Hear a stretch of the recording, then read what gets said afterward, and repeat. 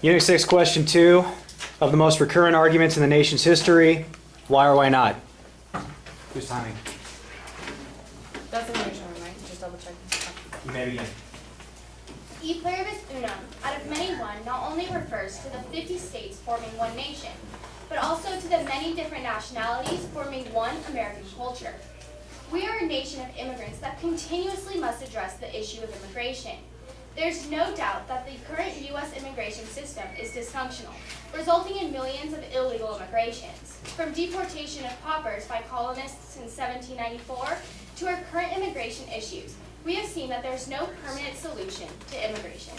Currently, a comprehensive bipartisan reform bill is in process to install new criteria for border security, develop a way to streamline the future legal flow of immigrants, and a 13-year path for citizenship for illegal immigrants already here.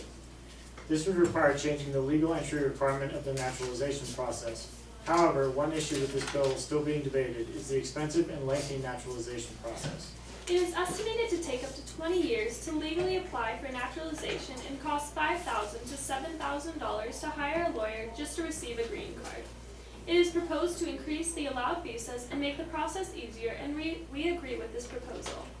We also propose the local programs such as Ya es Hora Ciudadano in Reno that help immigrants work through the naturalization process and learn English must be encouraged and expanded.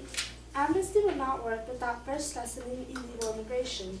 In 1986, President Reagan granted amnesty to nearly 3 million immigrants, but never enforced penalizing employers for hiring undocumented workers, ultimately encouraging illegal immigration.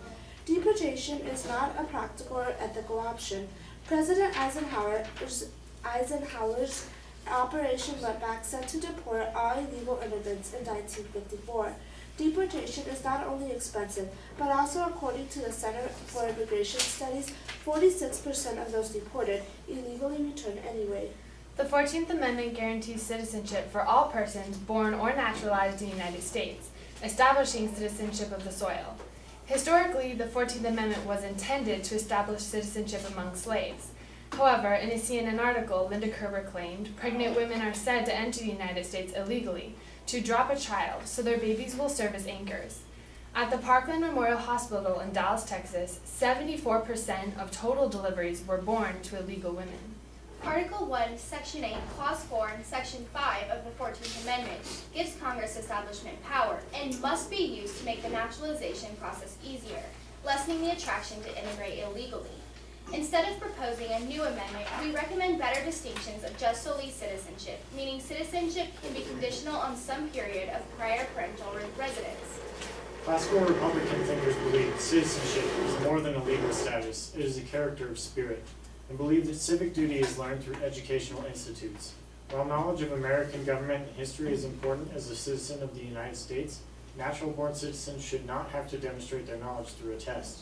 President Obama advocated for the improvement of science, technology, engineering, and math in education, but excluded liberal arts, social studies, and civic education, something essential to the classical Republican view of citizenship.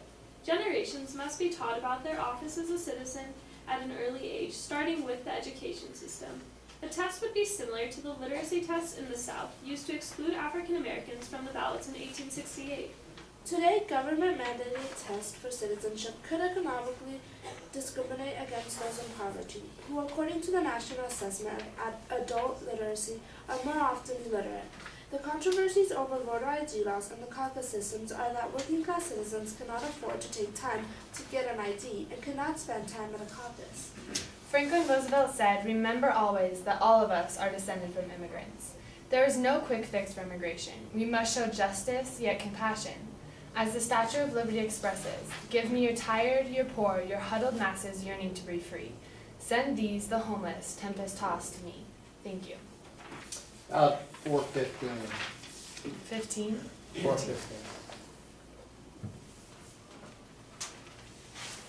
What is the distinction between a natural-born citizen and a naturalized citizen that makes it a requirement for a liar to learn something about American civics?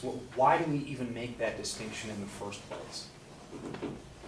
one of the main reasons why we make the distinction of those naturalized having to take a test is because of the fact that children who are naturalized or born here learn about American history through school and through the education system. However, a lot of the people who come here to become naturalized don't learn that in their education system. And even other than the civic education, many immigrants who come here do not know English. And so one of the requirements for a naturalized citizen is that they can know enough English that they can function in society. And those that grow up here are surrounded by the language, so it's not an issue. Additionally, they want the naturalization process to have that test at the end because they want to make sure that those who are going through this process really do want to gain their citizenship and become a citizen of the United States of America. Is illegal immigrants voting an issue, yes or no? What evidence do you have to support your answer? Illegal immigrants voting nationally is something that is generally discouraged because of the fact that people want citizens to have their naturalization before they're able to vote. But there are certain states which allow citizens or illegal immigrants to vote in state elections. I did some volunteer work at this organization where we took account of the media during the presidential election, and many people would say that, oh, illegal immigrants are voting here and there. And when we would tell the organization that we were hearing such news, they just looked at it and said, no, that's not true. So being a part of that organization, I don't see it as an issue because they didn't see it as an issue. However, the only clear distinction between a citizen and non-citizen is the right to vote and receiving benefits from the state. And so resident aliens who are legally paying taxes and doing all that cannot vote. So people who are here illegally should definitely not be able to vote. It's a right and a privilege of a citizen of the United States to take that part in the government. Should all people born in America be American citizens, yes or no? I would say no. I think there should be a requirement that a parent be a citizen. It causes many issues for families who have children here who are not citizens. And then the issue of if their parents are not citizens and their children are, then you're separating families, and the issues with which nation has jurisdiction over that child, it just complicates things. I don't believe that I do believe that everyone should be a citizen if they are born here, because you can discriminate against certain groups of people if you don't, and that can be, like we said in our testimony, it can be the uneducated people because they tend to be illiterate. So if we had something similar to the literacy test, and I also have a brother who has Down syndrome, and if he were to take the same test that I would take and pass to be a citizen, he wouldn't take that, but that doesn't mean that he shouldn't be a citizen.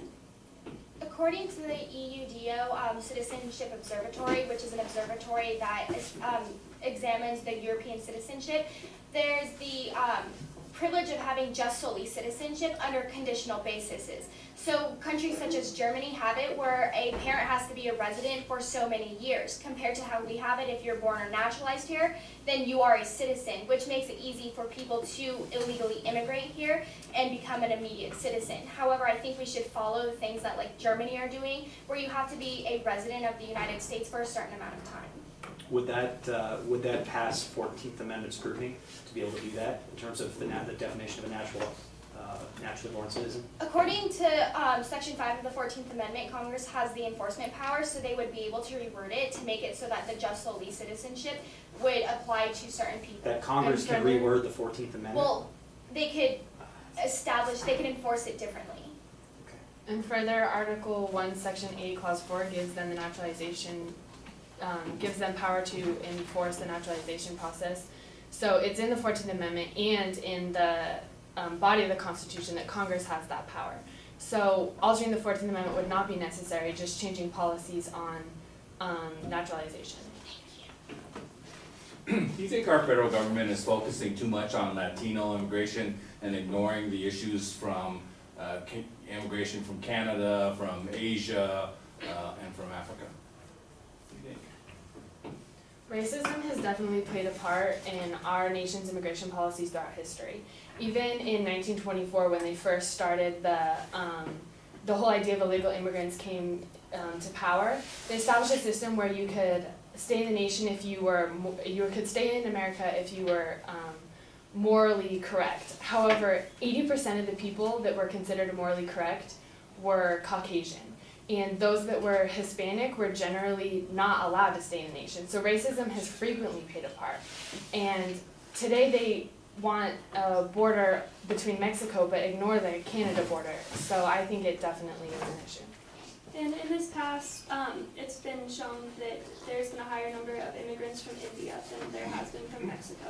And I think because of geography, we just assume that illegal immigrants are all from Mexico. And we really start having this animosity towards a certain group of people, and that's not right. So I think we do focus too much on merely Latino immigrants.